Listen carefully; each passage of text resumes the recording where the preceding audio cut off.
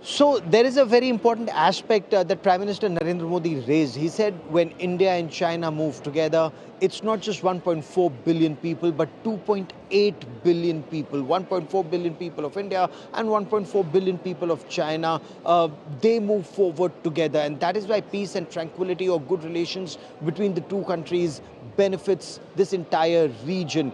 At the Shanghai Cooperation Organization, the effort or the message is the region coming together, playing a bigger role in global decision making and also benefiting the developing world, the global south. That's that big message.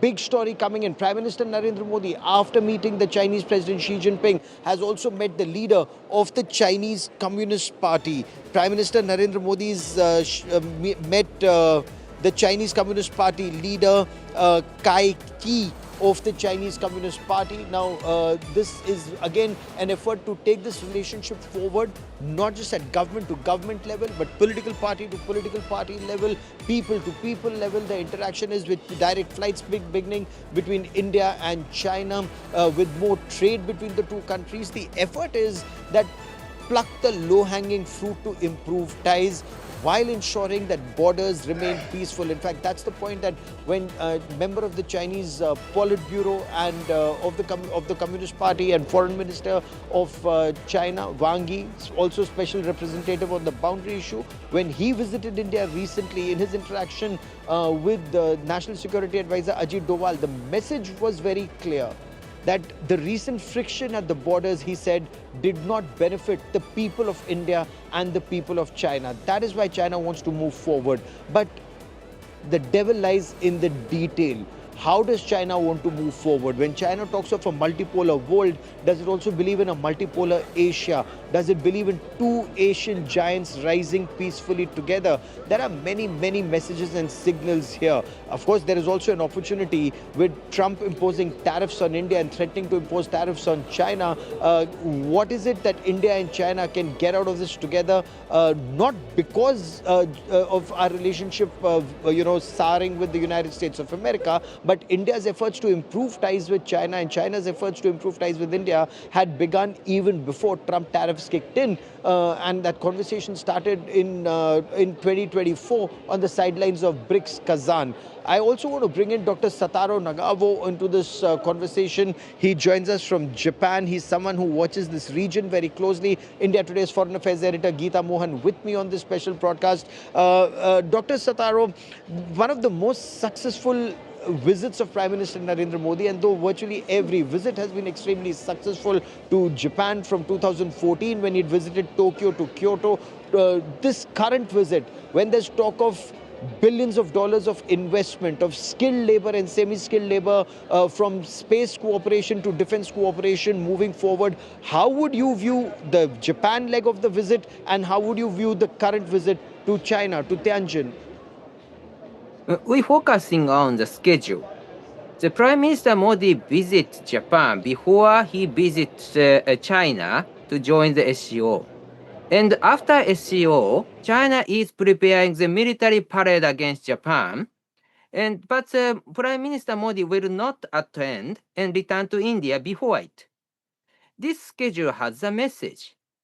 So even if India try to talk with China about the border issue or business issue, despite this, still there is a problem between India and China, and cooperate with Japan is good for India. That schedule indicates such message. So that's why currently there is a power game in Asia, and the three powers are very important. China, of course, Yes. but India is most rising important power, and Japan is also the old power, declining but still is in the self-restriction and spread presence. So this year, 80th anniversary after the World War II, and there are plenty of the anti-Japan movement in China. And despite this, Prime Minister Modi chose to come Japan first, and after that China. This means that this is very courageous and strong message from India, because India is courageous, rising power. That's a very important aspect that you raised, sir. You're saying, one, India is a very courageous power. India is a rising power. Prime Minister Narendra Modi's visit to Japan was a very important signal that was sent out. Before we talk in greater detail about Prime Minister Narendra Modi's visit to China, or let me for a moment focus on his interaction with Chinese President Xi Jinping. As an independent analyst, how do you view what Prime Minister Narendra Modi said and what Chinese President Xi Jinping said, and what this means for the relationship between the two countries, the economic relationship between the two countries? Of course, as a business, they try to promote from this friendship remark. That is a good gesture to temporarily the tension is calming down. But India today already mentioned the peaceful border situation creates such kind of situation. Without this, it will not continue. And another aspect is the problem is Pakistan. Pakistan is a permanent member of the SCO, and every time Yes. always arrive China. And this time, China is inviting other South Asian countries too, the Maldives or Nepal. So these countries, China's plot is very clear. They want to expand influence country around India. So, view from India, what is the message is, of course, Prime Minister Modi already identified. So, friendship remark is one thing, but the background reality is another thing. Prime Minister carefully calculate this thing, and of course, through the negotiation, he tried to get the benefit, but at the same time, still, he know that there is a problem between two countries. So, would China want to see the rise of a peaceful India, or in your appreciation, no, there are, as you very rightly pointed out, there are three Asian giants or three major economic powers in Asia: China, India, and Japan. Japan and India very close, and I want you to talk a little about the cooperation between Japan and India, especially this visit, the talk of investment in India, the movement of skilled labor and semi-skilled labor from India to Japan, the defense cooperation between the two countries. What is the signaling what is the signal that goes out here, sir? This is very strategic because China's influence is spread to the global south. How to deal with it? India and Japan should cooperate. Because if both two countries cooperate, more bigger project we can do that. And India's location is perfect. India's influence is spreading all sides of the Indian Ocean region now. The Middle East, Africa, of course, Southeast Asia also. Why? Because India is rising, because India's location is perfect.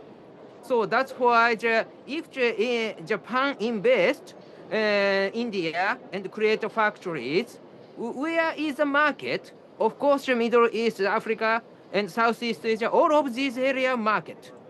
So that's why to develop these countries, infrastructure project, India and Japan should cooperate too. And so when the Prime Minister Modi visits Japan, that kind of topic has already agreed because the Indian side has many projects in Africa or India, Middle East, Europe, IMEC project. Japan side is Japan, Africa, economic zone initiative that they just started. So in this case, collaboration between India and Japan is expanding influence of India in the global south region. So that's why this is big matter. And defense cooperation also important because China is building 148 ships during the 2014 to the 2023 Indian Naval Chief said. So this 148 is total number of the naval ship of the Indian Navy, and Japanese Maritime Self-Defense Force has the same number. So that's why China is creating the same size of navy every 10 years. Such kind of the speed is very fast and dangerous for the two countries. That's why two countries cooperate. Defense cooperation, strategic cooperation, economic cooperation, everything is very beneficial for two countries. But background reality is China. That is current situation. So potential is very big. Very and, significant point. That is important.